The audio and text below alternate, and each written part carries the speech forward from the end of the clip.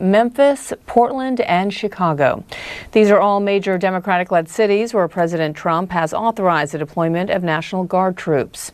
And now he's calling for some local leaders to be jailed. And that's not all. Just hours ago, the nation's former FBI chief was arraigned on federal criminal charges that he claims were politically motivated. It comes just days after Trump publicly demanded the Department of Justice prosecute James Comey, one of his most prominent critics. And it all happened this week alone, and it's only Wednesday.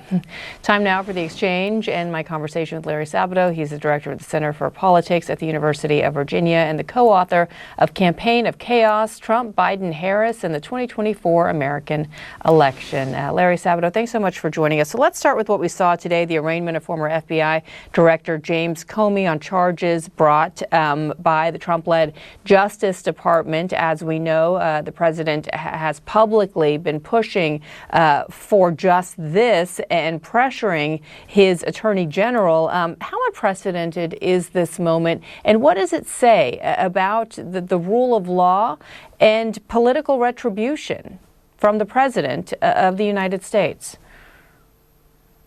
Brianna, it's completely unprecedented. It is true that Richard Nixon had an enemies list and that some of the people on the enemies list were checked by the IRS, shall we say, audited. A few other things happened during his administration, but for the most part, his enemies list was just a list. With Donald Trump, it's much more than a list. Now, I'll give him this. He said repeatedly during the campaign that his second term would be a term of revenge and retribution. Boy, did he mean it. He is doing what other presidents would not have dreamed of doing, which is what tin-pot despots do all around the world.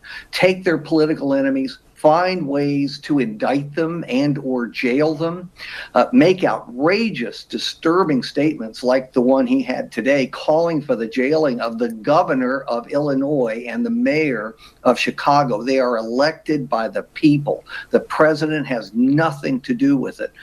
This is beyond belief, really. And people who have said that those of us talking about Donald Trump moving rapidly down the highway of authoritarianism, we're simply wrong. That's exactly where we're moving, and we're moving quickly. Are you surprised we're not hearing more from Republicans in the sense that we did hear from Republicans when Nixon was toying